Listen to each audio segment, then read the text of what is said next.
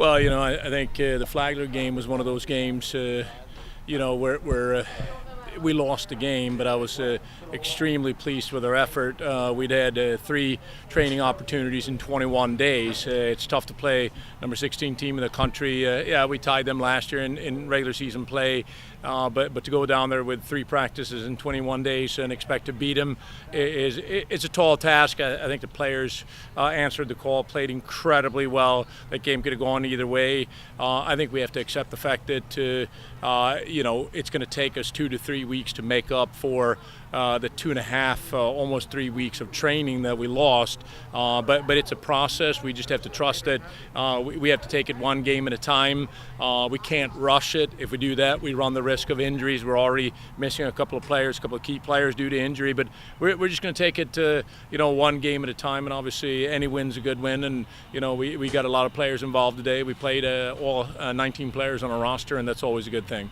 And you mentioned the missed practice opportunities, also a couple of missed games. How tough is it having those non-conference games that are, kind of tune-ups, opportunities to see where you're at before you get to the tough Peach Belt Conference schedule? How tough is it losing those opportunities to see what you got? That's a good point. Obviously, you schedule a couple of games to get ready for conference play, and we have a habit of scheduling very good opponents, and we lost a couple of those teams that would have been great tune-ups. But again, we can live in the past, or we can look forward. I once had a drill sergeant when I was in the Swedish military. He always said, you can focus on the problem, or you can find the solution. The choice is yours, and we're looking to find a solution. We know what the problem is, so now we're going to go find the solution. I think the solution is to play a deep roster, make sure that we focus on fitness, and that we take it one game at a time, and realize that as long as you get in the tournament, you have an opportunity. Obviously, we went into the tournament as a 4th seed last year and came out conference tournament champs and made a 3rd trip to the NCAA. So, we're not pushing the panic button. We know we're behind, but we know what the solution is. We know what the fix is, and we're going to keep our eye on the trophy and on the goal, which is a conference tournament.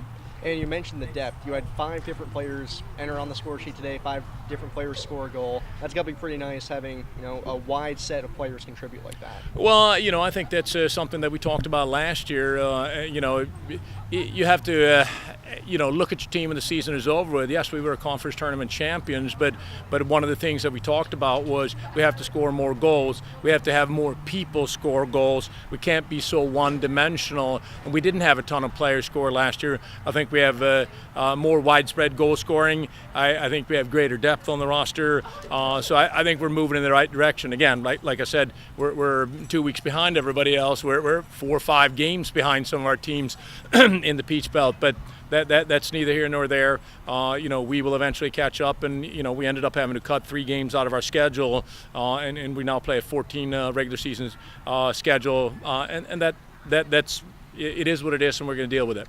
You guys got an extremely tough matchup coming up later this week against Columbus State, the team that you guys beat in the Peach Belt Conference tournament last season to win. Going into that matchup against the number 3 team in the nation, what do you think you guys got to do to come away with points? Well, playing Columbus State is always tough. We have won 2 out of the last 3 meetings. We won 1-0 here in 2016. We lost 2-1 in the regular season at their place last year, and then obviously won the conference championship 1-0. They're an incredibly talented team. They have depth that's maybe greater than any other team in the conference. And we have a game plan for Columbus State. It's different than the game plan that we had today. I don't want to go into any details, but I think we have a game plan. We know what we're doing. We fully expect them. They're extremely well coached. They're very talented players, and obviously players who were disappointed that they lost the conference tournament to us last year. I'm sure they're ready to set the record straight on their behalf. And we know that. But I enjoy playing against them. I think we enjoy coaching them. We enjoy competing against them. It's a great squad. It's a great coaching staff, and this is why we play college ball, for an opportunity to play against the best teams in the country. And we certainly,